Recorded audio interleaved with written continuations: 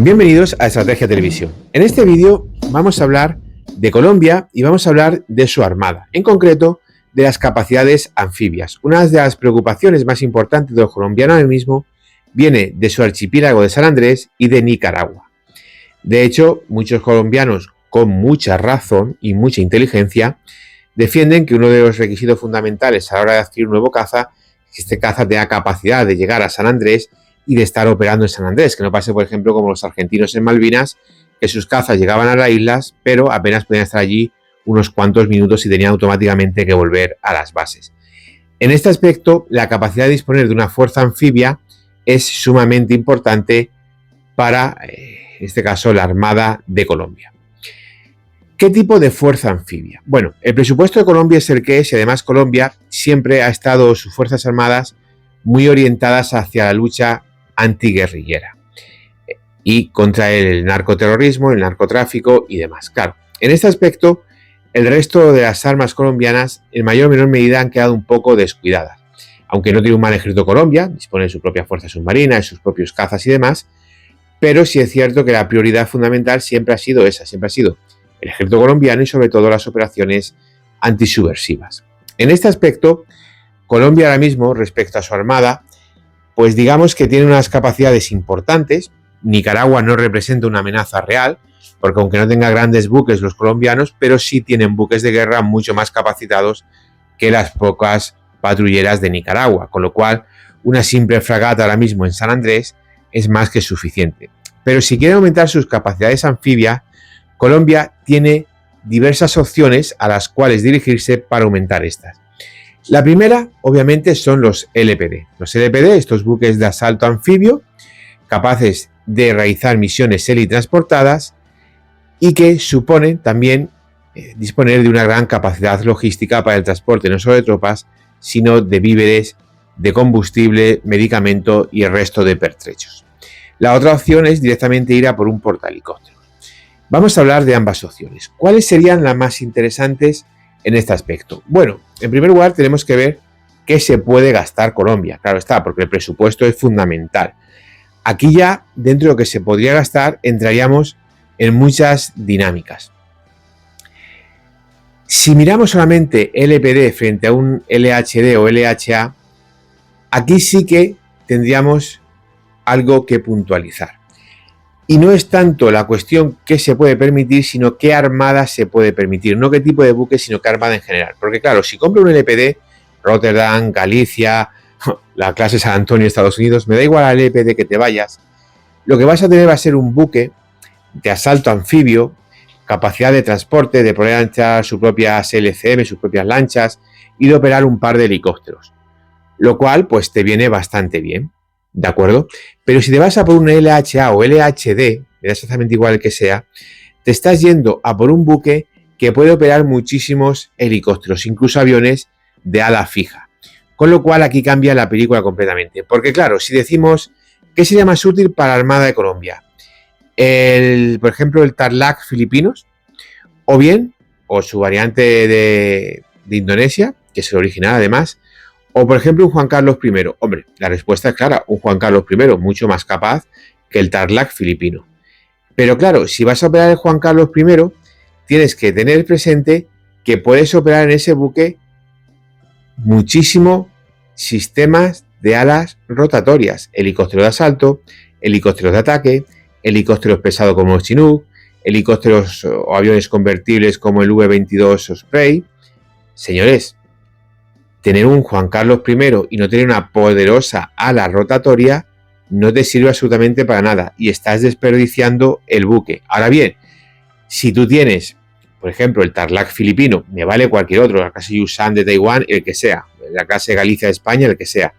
Si tú tienes ese tipo de buques y no tienes una gran capacidad de ala rotatoria, te da exactamente igual, porque ese buque con mucho va a operar con 2 helicópteros. Entonces no necesitas una gran inversión en ala rotatoria. Como veis, aquí está la clave de hasta dónde puede llevar la Armada colombiana sus capacidades de ala rotatoria.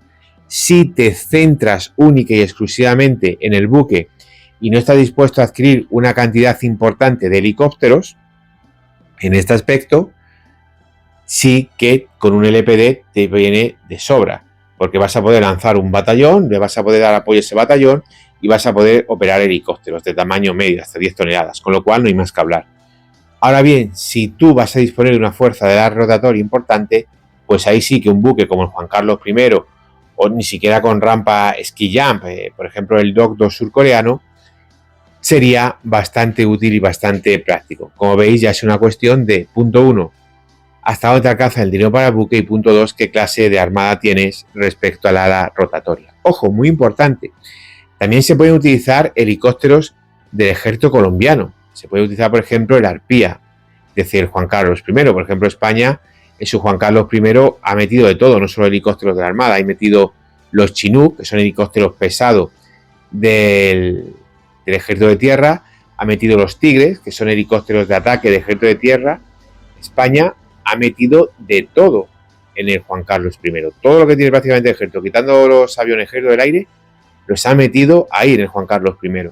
Y lo puede operar perfectamente. Por lo tanto, también hay que decir que no es sumamente importante si tu armada no tiene grandes helicópteros, si tu ala rotatoria del ejército de tierra es, digamos, capaz de ello. Ahora, eso sí, para operar en las condiciones navales, esto de tirar de helicópteros del ejército de tierra es para misiones muy concretas y limitadas en el tiempo, porque si no, al final, los helicópteros del ejército de tierra van a acabar sufriendo, y van a acabar sufriendo mucho, muchísimo, entre otras cosas, para empezar por la propia corrosión.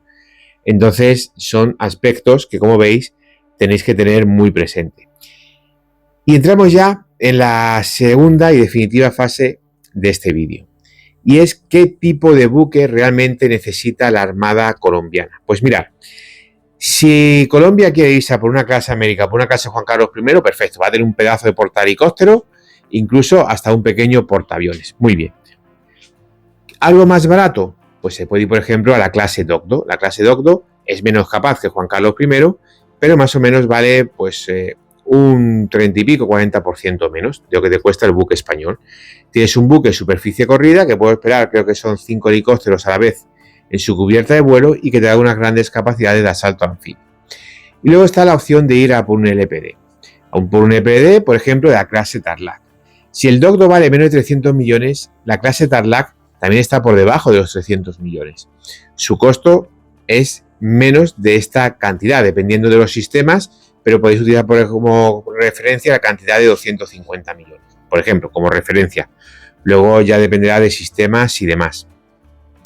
Entonces, en este buque, para Colombia, para mí, personalmente, creo que sería lo más útil, lo más práctico. ¿Por qué? Pues bueno, porque aunque en ambos puedas tener un precio parecido, de hecho no hay unas grandes diferencias económicas entre un Dokdo y un Tarlac, o sus derivados, no hay grandes diferencias económicas, no hay diferencia de 200, 300 millones o una decena de millones. El coste de operatividad y mantenimiento sí es muchísimo mayor en el Dokdo o en el Juan Carlos I que en un LPD como por ejemplo la clase Tarlac, que es que estamos cogiendo para ilustrar este vídeo. Señores, tened esto muy presente. Aunque el precio de adquisición sea más o menos parecido, el precio de operación y mantenimiento es mucho mayor, muchísimo mayor. No caigáis en el error de decir, bueno, pues pongo un poquito más de dinero y voy a por el otro, porque no hay que poner solamente un poquito más de dinero para adquirir, sino hay que poner bastante más dinero para operar. Teniendo presente quién es el enemigo potencial o el mayor peligro, que es Nicaragua, teniendo presente que son las islas de San Andrés y que no hay una gran flota anfibia que amenace tu archipiélago, yo creo que un buque tipo LPD es más que suficiente para Colombia. Vuelvo a repetir, que quiere un LHD, un LHD, adelante, tira con él. Pero yo creo, sinceramente, que Colombia con un buque LPD va sobrado. ¿Por qué? Porque en caso de no ya conflicto, sino de tener que reforzar la posición, este buque te permite llevar 20 carros de combate, te permite llevar 2 lanchas para desembarcar todo lo que vaya en el buque, tanto tropa como el carro de combate y demás. Te puedes llevar, en una situación extrema, hasta 40 vehículos de combate, infantería 8x8 tipo Piraña y demás. Tiene un par de lanchas para operar todos estos sistemas, no hace falta que lances al Piraña y anfibio al agua, lo puedes llevar con la lancha directamente a la costa, lo cual también te permite llevar, por ejemplo, un carro de combate, aunque Colombia no tenga, o cualquier otro vehículo que no sea anfibio, porque la lancha directamente le desembarca en la playa.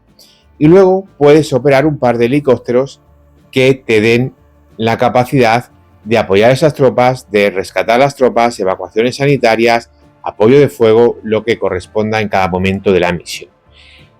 Incluso este buque puede utilizarse como apoyo de fuego directo, ya que la versión filipina viene dotada con un cañón de 76 milímetros, 1 tonelada de 76 milímetros. Aunque, ojo a esto, por una cuestión presupuestaria, Filipina aún no le ha puesto en dotación el cañón del buque.